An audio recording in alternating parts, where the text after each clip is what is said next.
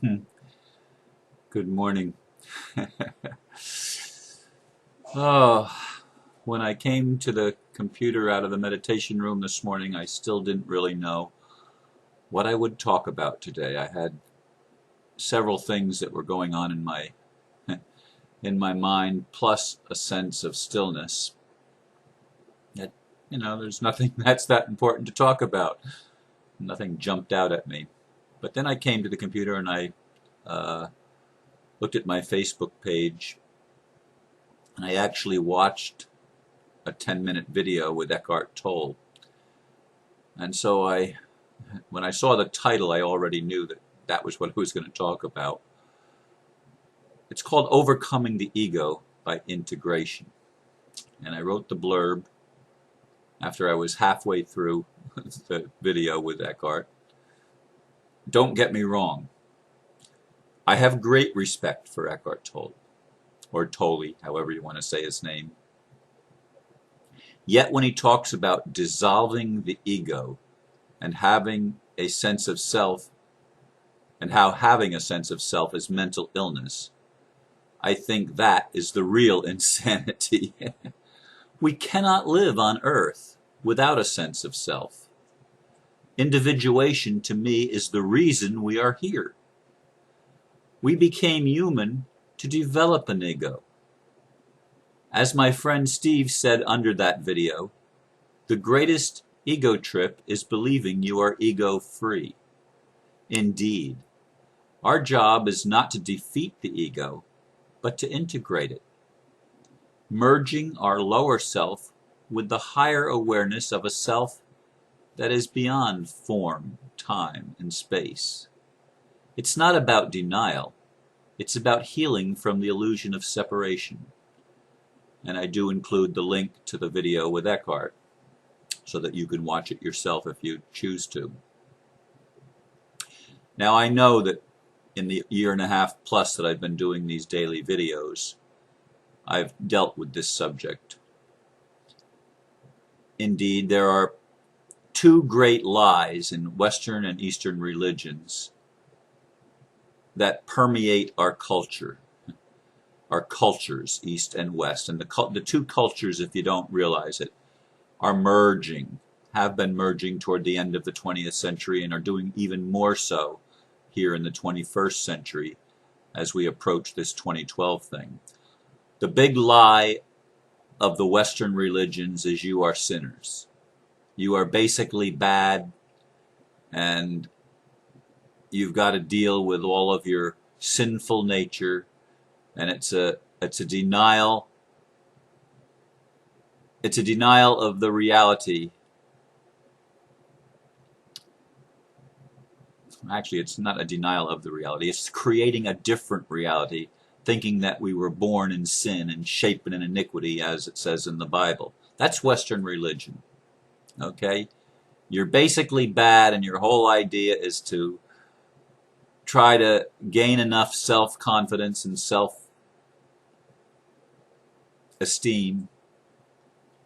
so that you overcome the sense that you're not good enough.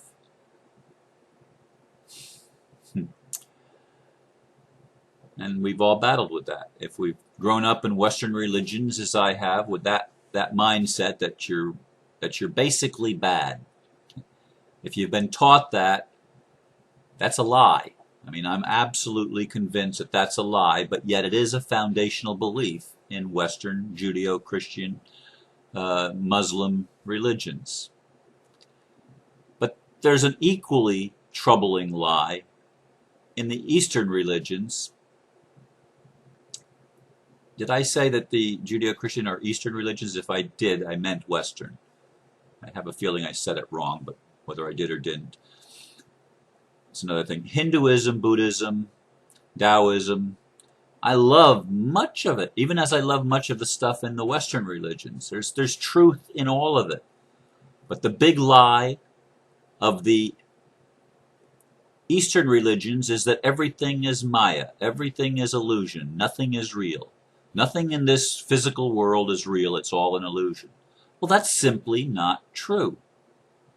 I can experience lots of things in this physical world that are real experience. Again, it's all about experience.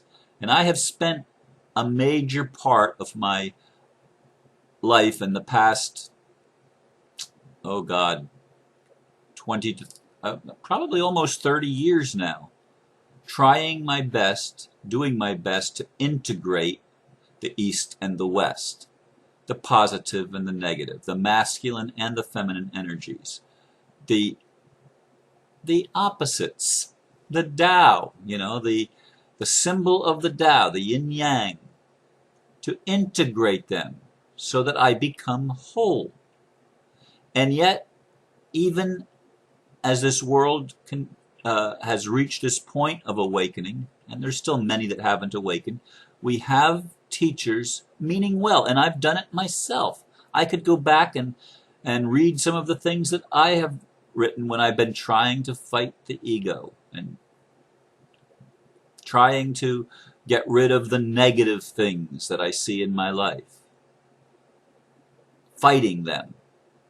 And I agree with Steve Moyer when he says the greatest ego trip is believing you are ego-free, or believing you've arrived, believing you've reached a spiritual plateau where you're beyond that craziness, beyond that dance of drama. You're beyond it. Yeah, right. Yeah, right. I've been in that place sometimes where I thought I was beyond it, where I thought I had finally gotten the answer. I finally arrived. And you notice I'm using I, because I am what I experience here. I experience I in contrast with everything else, and then I have choices to make. How do I want to treat my ego? Do I want to do what the New Age and New Age religions teach, based on the Eastern lie of everything is nothing is real? That lie. Nothing in the physical world is real. That lie. Do I want to continue to try to get to the place where, okay, it's all an illusion, I let it all go, I'm not real, I just dissolve into pure nothingness? Oh no. That's New Age bullshit, folks. That's New Age bullshit. We are here to develop an ego. Or do I want to do the Western thing of, always repenting of my sins, always confessing, I blew it again, God. Oh man, when am I going to ever be able to get it right? When am I ever going to be able to not have to battle my sins? Oh, I gotta do this, God. I gotta do it. It's all a lie. These are the lies of the East and West religions. Sin on the one hand and illusion on the other hand.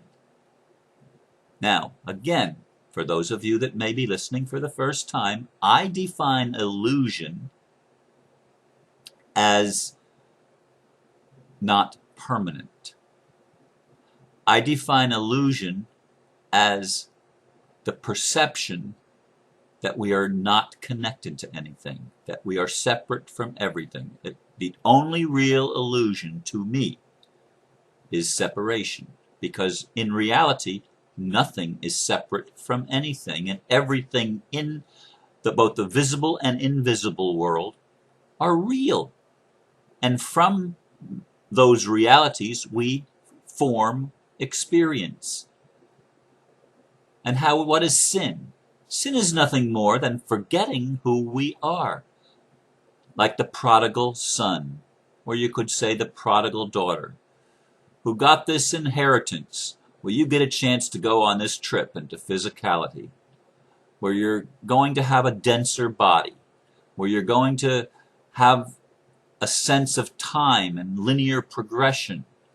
You're going to have a different sense of reality. In order to really get the benefit of this trip, you're going to have to forget that you really are love, and you really are connected to everything.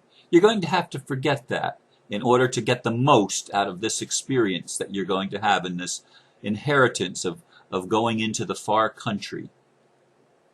And you go into the far country, and you live it up for a while.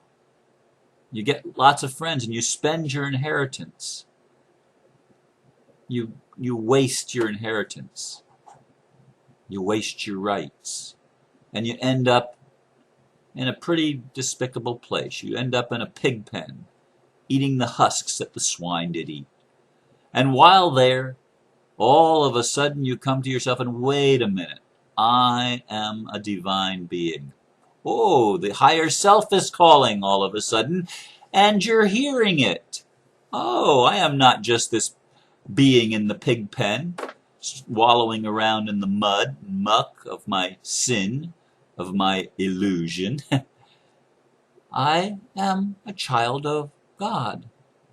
I am the king's kid.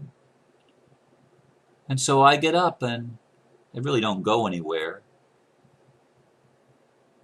I get up and I go back to my Father, but it's not like really going anywhere. It's remembering. It's remembering what we had forgotten when we began this journey into the far country. Remembering. Wait a minute. Wait a minute. And we go back to the Father, and the Father says, "You dummy. You were so stupid. How could you have believed that you were any good? How could you have believed that? How could you have believed that anything that you just experienced was real? I mean, you're so stupid. You're insane. You know that?" Huh. No, that isn't the way the Father treats the son or the daughter that comes home to the realization that, hey, I'm a king's kid. I am that. I am. I'm a king's kid. And the Father runs out to meet you and said, "Oh, you've completed the journey. Now you know what it's all about. You remember. You remember.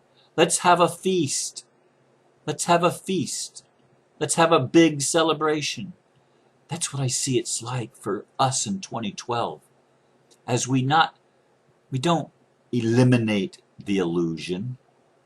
We integrate it. We heal the illusion and make the experience meaningful. We give the experience fulfillment. We bring it to its climax, to its fruition of coming home. We integrate the experience, not by denial. Oh, I was bad, I was wrong. Oh God, please forgive me, I'm such a poor, pitiful person. No.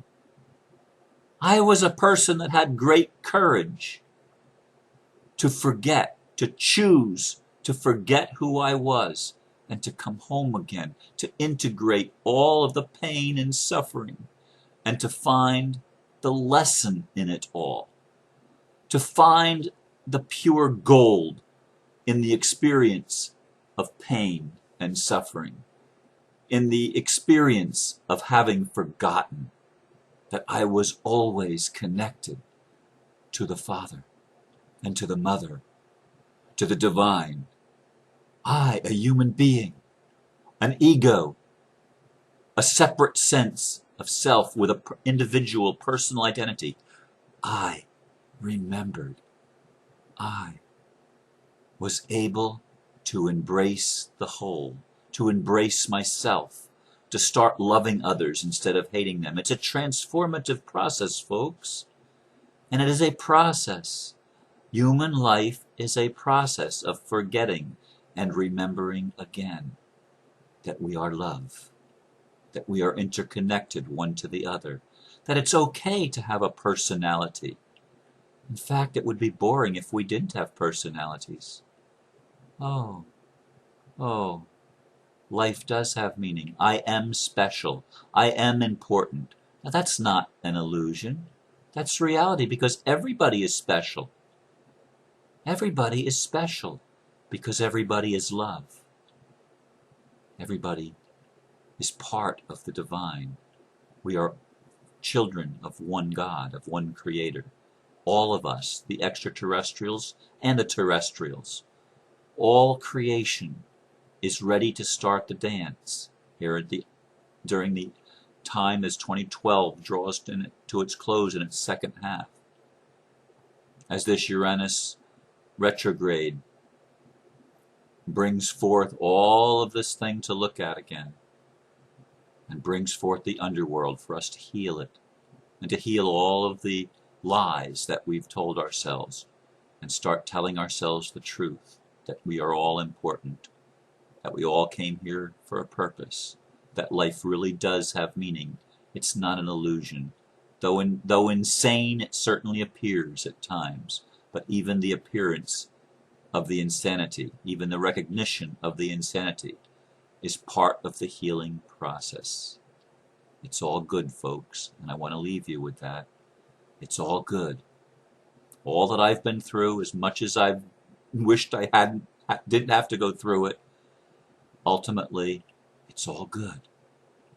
Everything is being worked out. We are at the apex of this journey home, and many, many are awakening. I leave you to think on these things, and thank you once again for listening. Namaste.